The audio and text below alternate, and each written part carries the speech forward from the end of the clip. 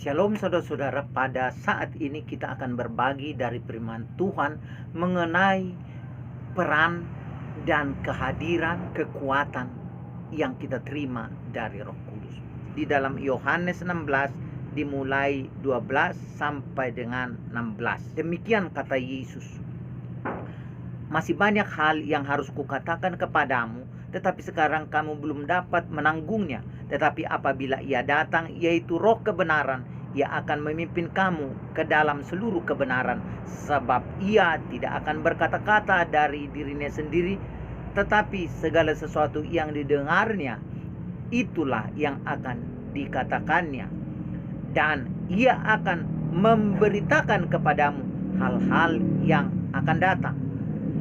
Ia akan memuliakan aku, sebab ia akan memberitakan kepadamu apa yang diterimanya daripadaku. Segala sesuatu yang Bapa punya adalah aku punya. Sebab itu aku berkata, ia akan memberitakan kepadamu apa yang diterimanya daripadaku. Segala sesuatu yang Bapa punya adalah aku punya. Sebab itu aku berkata, ia akan memberitakan kepadamu apa yang diterimanya daripadaku. Saudara-saudara, segala sesuatu yang Bapa punya adalah aku punya, kata Yesus.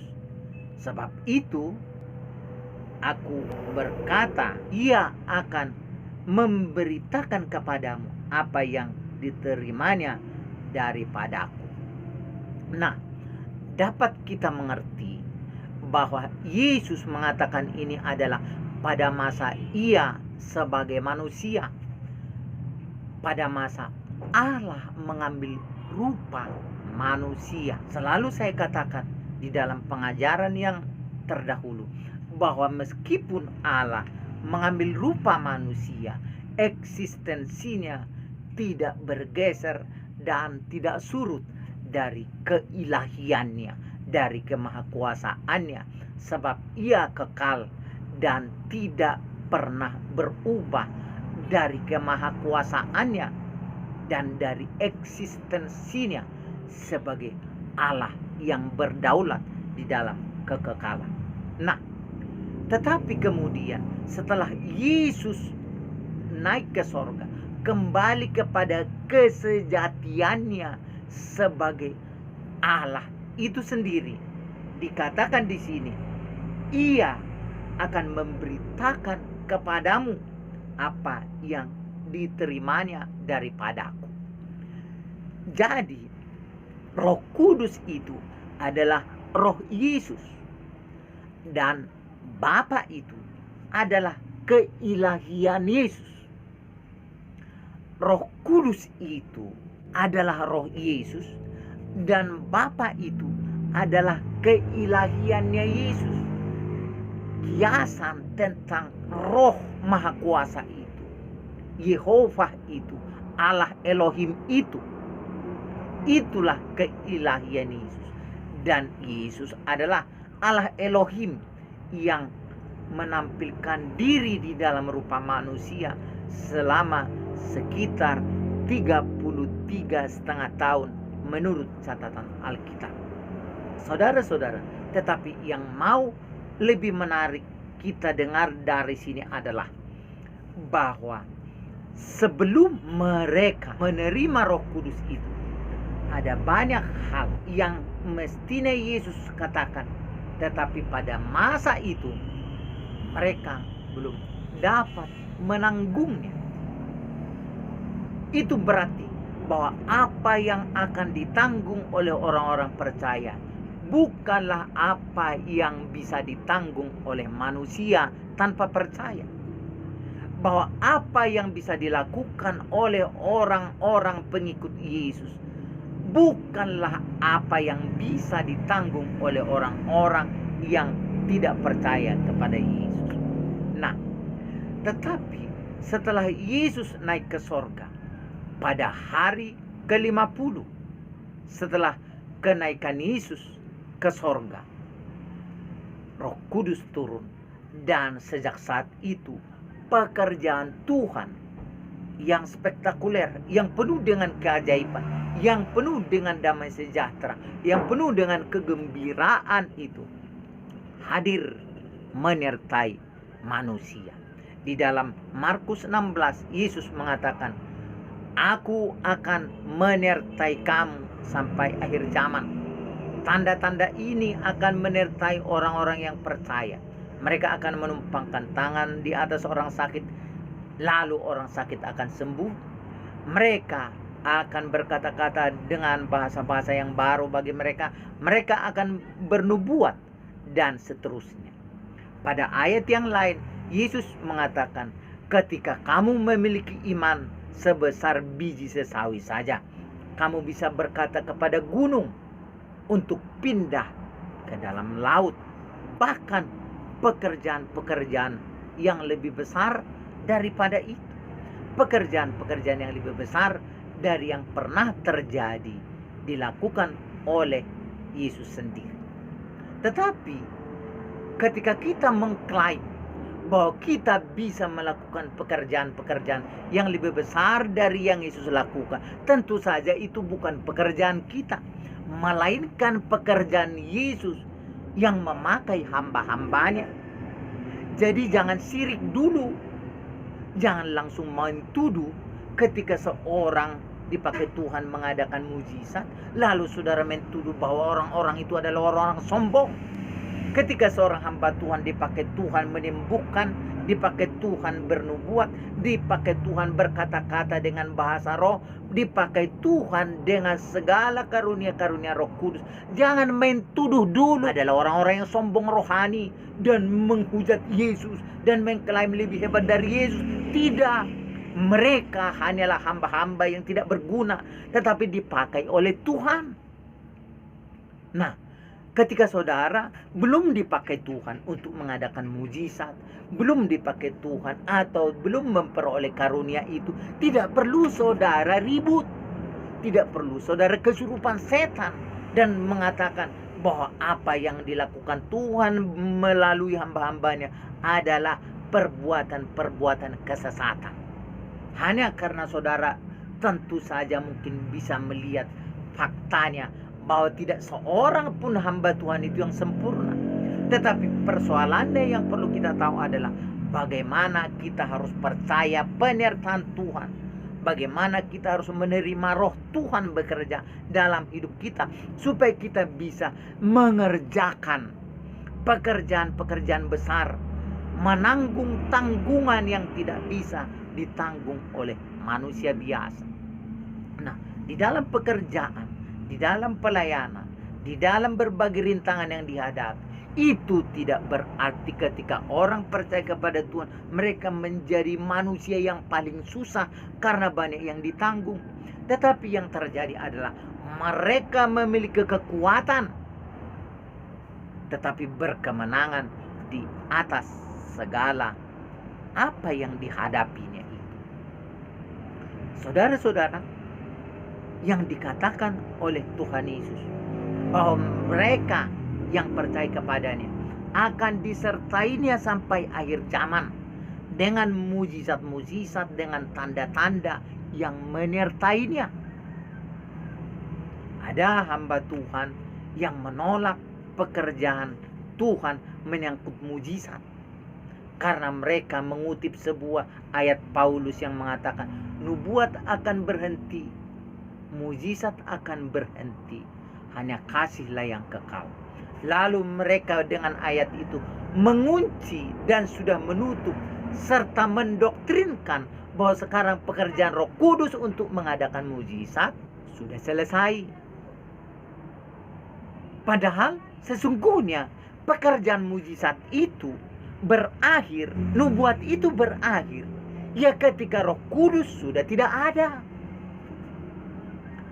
Ketika bumi dan langit dan segala isinya ini berakhir, maka tentulah tidak memerlukan mujizat, tidak perlu Roh Kudus, tidak perlu karunia-karunia Roh Kudus. Tetapi Yesus berkata, "Aku menyertai kamu sampai akhir zaman." Jadi penyertaan Roh Kudus itu sampai akhir zaman. Kesembuhan sampai akhir zaman. Mujizat sampai akhir zaman. Kekuatan ilahi yang spektakuler sampai akhir zaman. Bukan seorang teolog yang menutup pekerjaan Roh Kudus itu. Seberapa sebanyak pasir pun pengikutnya, atau banyak pun orang mengakuinya.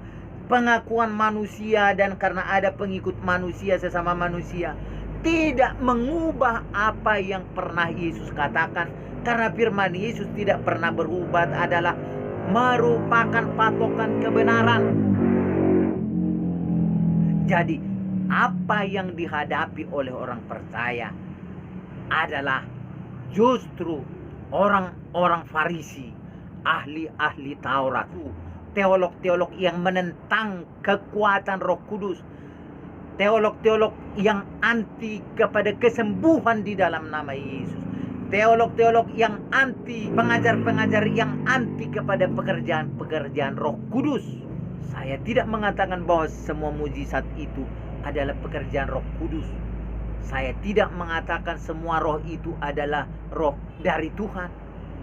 Tetapi patokannya adalah apa yang Tuhan katakan.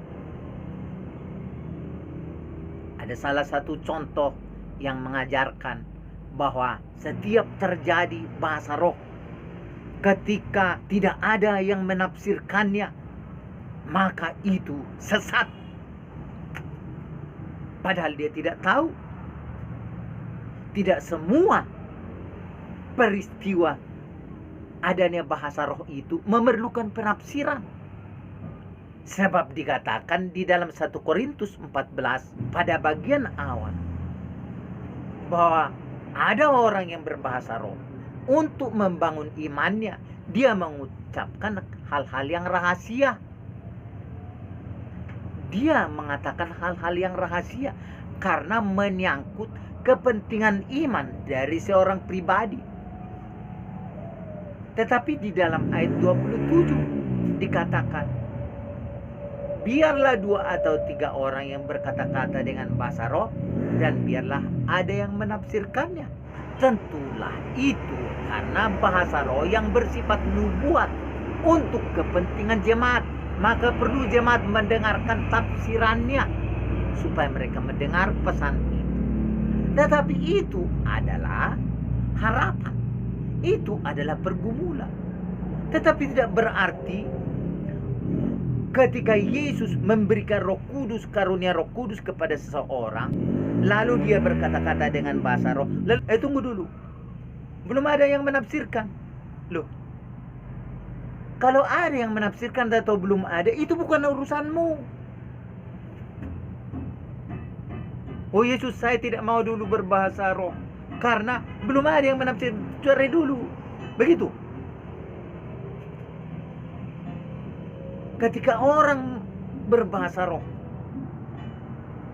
lalu rohnya berkata-kata kepada Allah, dan roh itu, kehadiran roh itu adalah inisiatif Allah. Bagaimana sudah mengatakan? Tunggu dulu, jangan berbahasa roh dulu. Tunggu dulu ada yang menafsirkannya. Tunggu dulu ada yang menafsirkannya, baru kau boleh berkata-kata dengan bahasa roh. Tunggu. Itu pun harus 2 sampai 3. Bagaimana saudara mau menghitung di dalam KKR besar 1.000 sampai 500.000 orang? Bagaimana saudara mau mengelola pelayanan itu? Udah berapa orang itu berbahasa roh? Hah? Jadi yang dimaksudkan Paulus adalah soal ketertibannya, bukan soal metode teknisnya, tetapi semangat rohaninya dan semangat ketertibannya. Mari kita jangan terpengaruh dengan belokan-belokan yang dibuat iblis untuk menolak Roh Kudus. Belum ada orang setelah dipenuhi Roh Kudus jadi gila. Belum ada orang setelah dipenuhi Roh Kudus, pendeta dari podium yang berjubah hitam itu dirobek. Belum ada orang setelah menerima Roh Kudus dan berkata-kata dengan bahasa roh, menarik pendetanya sendiri dari podium sampai jubahnya sobek-sobek. Jangan takut menerima Roh Kudus, termasuk dengan segala karunia-karunia-Nya. Jika dengan tulus engkau meminta roh itu bekerja pada dirimu, maka Roh Kudus akan hadir dan menyatakan apa yang menjadi kehendak Yesus. Sekarang pergumulan gereja menjelang hari Tuhan datang adalah pergumulan kepada kesejatian pemberitaan dan pengajaran Injil. Jelas kita melihat bahwa gereja telah bergeser menjadi PT, menjadi perusahaan yang lebih banyak hanya menghidupi pendeta daripada menyatakan kehendak Yesus. Tentu saja kita tidak menyalahkan gereja yang maju, gereja yang banyak jemaatnya, gereja yang banyak uangnya, gereja yang besar-besar gedungnya, gereja yang modern fasilitas ibadahnya. Tetapi persoalan yang harus kita jawab adalah, apakah kita masih disertai Roh Tuhan? Karena firman Tuhan berkata, barang siapa tidak memiliki Roh Kristus, dia bukan milik Kristus.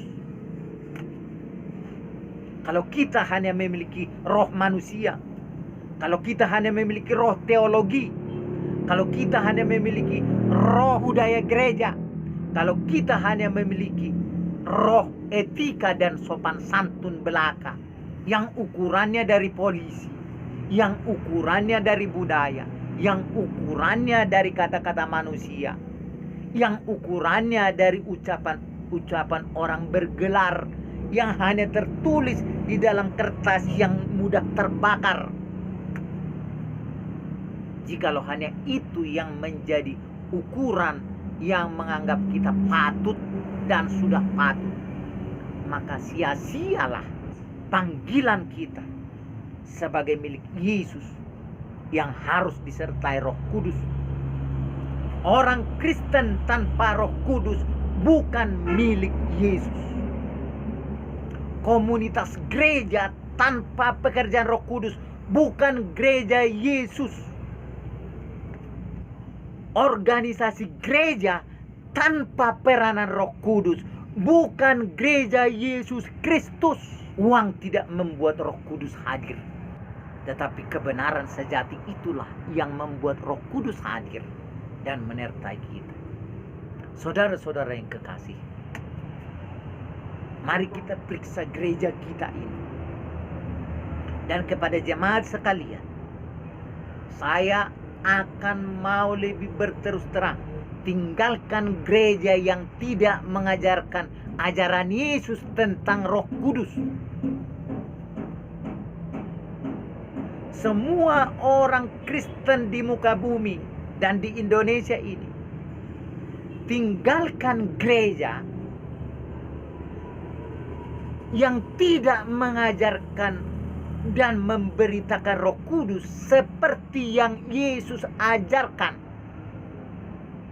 Saya tidak mengatakan kepada Anda supaya saudara meninggalkan gereja karena mereknya A atau B atau C. Dan saya tidak mengatakan kepada Anda supaya saudara datang ke gereja dengan merek A, B, atau C. Tetapi saya mau mengatakan kepada umat dari Yesus Kristus, jikalau engkau memang ingin diselamatkan dan berkekuatan menghadapi zaman yang semakin sukar ini, datanglah kepada gereja yang mengajarkan ajaran Yesus tentang Roh Yesus sendiri. Jikalau engkau masih berada di sebuah gereja apapun itu, apapun merek gereja itu, tinggalkan gereja yang tidak mengajarkan ajaran Yesus tentang Roh Kudus. Tinggalkan gereja yang tidak mengajarkan ajaran Yesus dan rasul-rasul Yesus tentang Roh Kudus. supaya engkau memiliki kemungkinan untuk mengerti apa yang menjadi kehendak Yesus di dalam hidup. Patokan dari seluruh kebenaran adalah kata-kata dari Yesus sendiri. Patokan dari seluruh kebenaran adalah hanya datang dari jalan dan kebenaran dan hidup. Selamat datang di gereja-gereja yang mengajarkan ajaran Yesus tentang Roh Yesus. Bagaimana kebenarannya seperti yang saudara lihat di Alkitab. Saya tentu saja tidak mengajarkan kepada kita untuk datang kepada aliran tertentu, melainkan datang kepada aliran gereja yang dialiri oleh aliran-aliran ajaran Yesus secara utuh. Saudara-saudara, mengerti dan selidiki Alkitab. Jangan selidiki dan berkutat kepada ayat-ayat yang menolak seutuhnya kebenaran firman yang sejati. Saudara-saudaraku, jikalau engkau mau menerima Roh Kudus, satu-satunya kekuatan yang membuat imanmu bertahan sampai hari Tuhan datang. Sekarang katakan, Yesus, aku mau menerima Roh. Yesus, aku mengakui segala dosa-dosaku, bahwa engkau telah mati tersalib di Golgota, dan kemudian bangkit dari antara orang mati, dan kemudian naik ke sorga, dan kemudian mengutus Roh-Mu kepada setiap orang yang percaya kepadamu, kepada Yesus yang mengutus Roh Kudus. Sama seperti Yesus mengutus Roh Kudus kepada murid-muridnya. Penuhilah saya dengan Roh. Saya mengundang Roh Tuhan Yesus menguasai diri saya, memimpin hidup saya untuk mengikut Yesus dan mengerti kehendak daripada Yesus. Jikalau saudara berdoa dengan iman serta mengambil keputusan untuk mengikut Yesus di dalam pimpinan Roh Kudus, saudara lebih memiliki kesempatan yang besar memperoleh hidup